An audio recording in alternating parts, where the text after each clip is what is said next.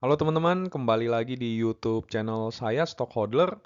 Nah, kali ini kita akan membahas laporan keuangan dari salah satu perusahaan otomotif terkemuka di Indonesia ya. Jadi perusahaan ini adalah anak dari PT Astra International Tbk yang bergerak di bidang produksi dan distribusi suku cadang kendaraan bermotor. Nah, perusahaan ini adalah PT Astra Auto Parts Tbk atau Auto. Nah, Auto sendiri beberapa hari yang lalu sudah merilis laporan tahunannya ya, teman-teman, untuk full year 2023. Nah, tanpa berlama-lama lagi, kita bahas saja langsung laporan keuangan dari Auto tahun 2023. Sebelumnya disclaimer dulu ya teman-teman, video ini bukan ajakan buy, hold, atau sell suatu saham, namun hanya sekedar analisa fundamental suatu perusahaan. Semua keputusan investasi itu 100% ada di tangan masing-masing investor. Pertama-tama kita bahas dulu laporan laba ruginya ya teman-teman. Nah, yang pertama dari sisi pendapatan, kinerja Auto di tahun 2023 ini cenderung stagnan ya dibanding tahun 2022 yang lalu. Hanya naik sekitar 0,4% saja dari yang sebelumnya 18 triliun 579 miliar di tahun 2022 menjadi 18 triliun 649 miliar di tahun 2023. Sedangkan dari pos beban pokok ada penurunan 2% dari yang sebelumnya 15 triliun 890 miliar di tahun 2022 menjadi 15 triliun 570 miliar di tahun 2023. Sehingga laba bruto dari auto ini meningkat 14,5% ya, dari yang sebelumnya 2 triliun 689 miliar di tahun 2022 menjadi 3 triliun 79 miliar di tahun 2023. Nah, kalau kita lihat dari penjualan, beban pokok dan laba bruto ini memang ada sedikit anomali ya teman-teman. Ada peningkatan penjualan sedikit, tapi justru diiringi dengan penurunan beban pokok. Gross profit margin-nya juga meningkat ya, dari 14,5% di tahun 2022 menjadi 16,5% di tahun 2023. Nah, saya menduga memang ada penurunan kinerja dari sisi penjualan ya teman-teman. Tapi perusahaan juga pintar mengantisipasi hal tersebut dengan menaikkan harga produknya ya dan bisa diterima oleh masyarakat. Nah, nanti kita coba akan expand pos penjualan ini per kuartal ya teman-teman supaya kita bisa lihat lebih detail lagi. Tapi sebelumnya kita lanjut dulu ke pos beban-beban ya teman-teman. Nah, di sini ada beban penjualan yang naik 7% dan beban umum dan administrasi naik 11%. Nah, menurut saya ini masih wajar ya, saya kira karena adanya inflasi ya di tahun ini ya teman-teman. Kemudian laba bersih atas entitas asosiasi ini naik 36%, penghasilan keuangan juga naik 91%, biaya keuangan naik sedikit 9,3%, dan ada penghasilan lain-lain yang juga naik 58%, beban lain-lain juga meningkat 37,6%, ya mungkin ini beban selisih kurs dan lainnya ya teman-teman. Nah, kesimpulannya dari bottom line, Auto ini masih bisa mempertahankan pertumbuhan laba bersih yang positif ya, sebesar 39% year on year, dengan net profit margin yang meningkat dari 7,9% di tahun 2022 menjadi 10,8% di tahun 2023. Nah, kemudian kita mau lihat lebih lanjut ya teman-teman, apa sih yang menyebabkan penjualan auto ini naik sedikit, tapi beban pokoknya tidak mengikuti ya. Nah, apakah ini karena murni efisiensi, atau peningkatan harga, atau ada penurunan aktivitas bisnis justru.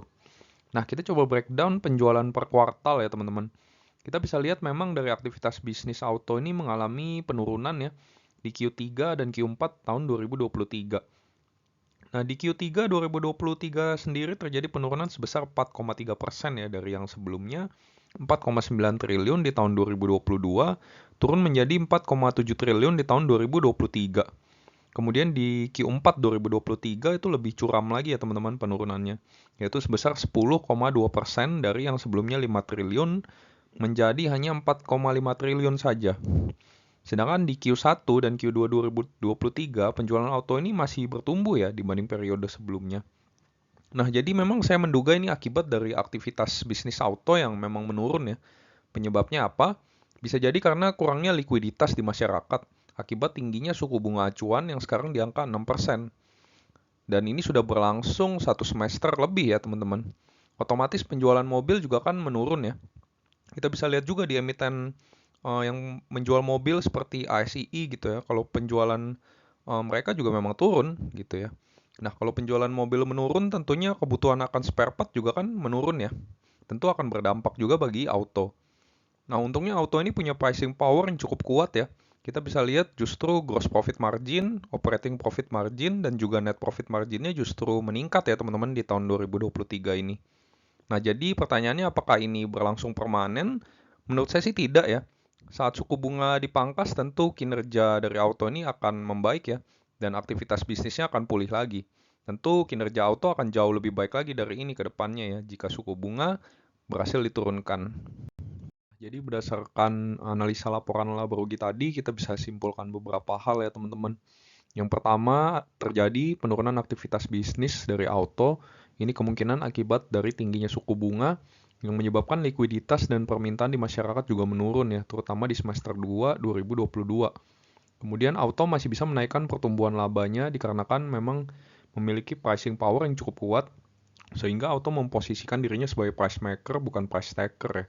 Terlihat dari rasio gross profit marginnya yang justru meningkat dibanding tahun sebelumnya. Kemudian penurunan aktivitas bisnis auto ini sepertinya akan berlangsung hanya sementara ya. Dan apabila terjadi rate cut, maka aktivitas bisnis auto ini akan pulih kembali ya. Dan yang terakhir, auto adalah wonderful company dinilai dari pricing power dan cost management yang relatif baik.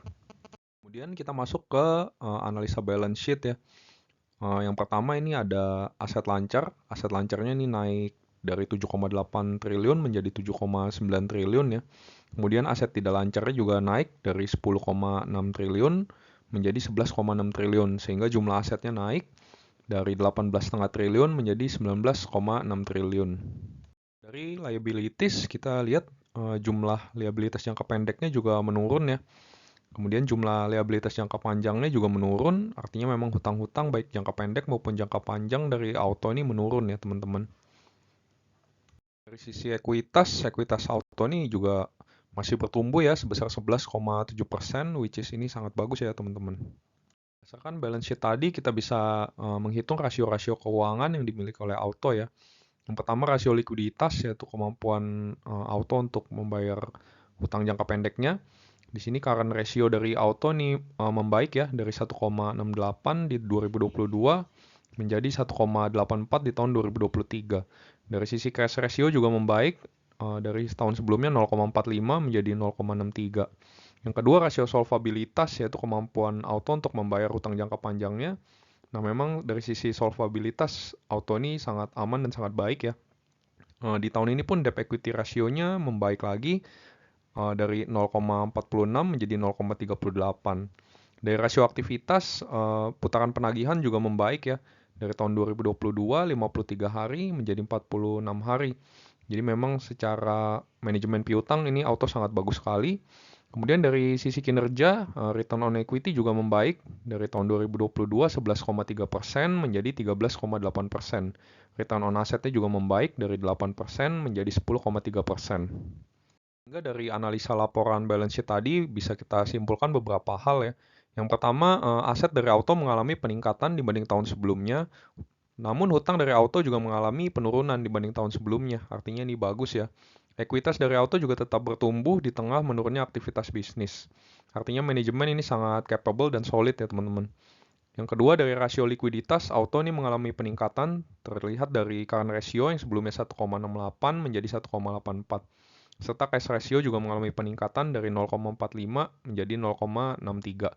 Artinya likuiditas auto ini juga semakin baik ya. Dari rasio solvabilitas, auto juga menjadi lebih baik lagi, yang sebelumnya memang sudah baik.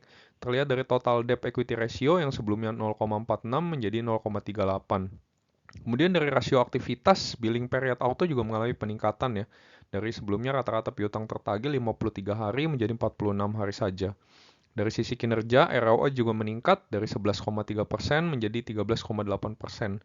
Nah, kesimpulannya dari potret balance sheet ini diperoleh kesimpulan, auto tetap mampu meningkatkan rasio-rasio keuangannya di tengah inflasi dan kenaikan suku bunga ya.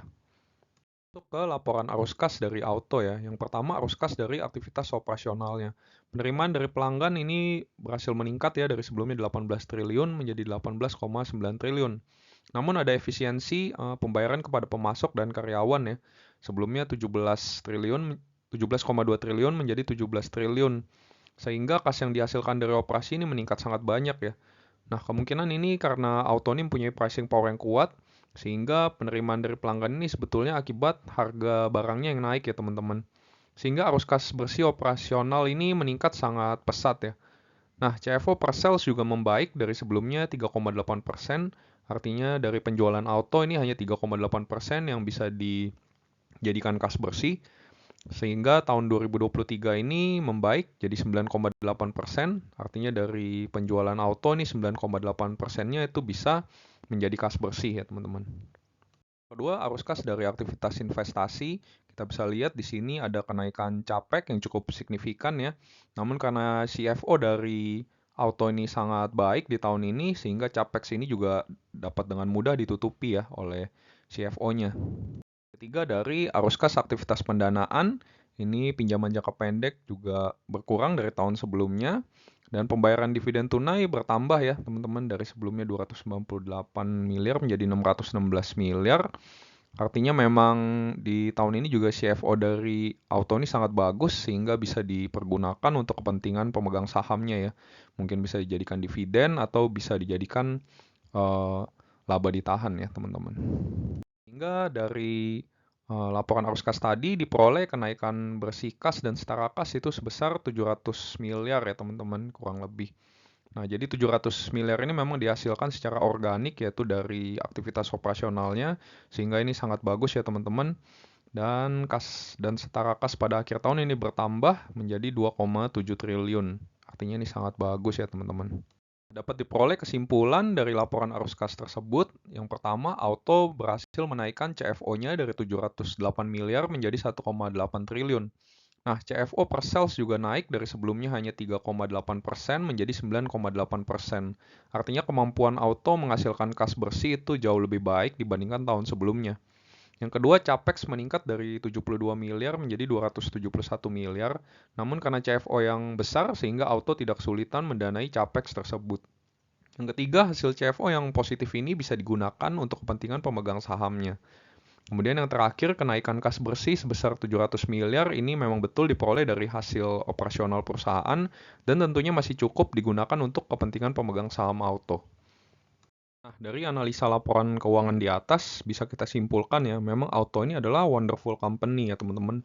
Di tengah lesunya permintaan dan tingginya inflasi dan juga suku bunga, auto ini tetap mampu mempass on kenaikan harga barangnya kepada customer dengan mudah. Prospek dari auto harusnya bisa jauh lebih baik lagi ke depannya ya apabila inflasi mulai mereda dan suku bunga mulai turun sehingga aktivitas bisnis dari auto ini kembali berjalan dengan normal. Dari sisi relative valuation juga auto ini bisa tergolong under value ya teman-teman. Dengan P/E ratio hanya 5,78 dan price to book-nya 0,8. Nah, menurut teman-teman sendiri gimana nih? Apakah auto ini merupakan saham wonderful company yang under value? Coba teman-teman tulis di kolom komentar ya. Nah, segitu aja pembahasan laporan keuangan full year 2023 dari Auto. Semoga video ini bisa membantu teman-teman. Dan jika teman-teman suka dengan video ini, boleh klik like, subscribe, dan juga komen di YouTube channel ini ya. Terima kasih teman-teman.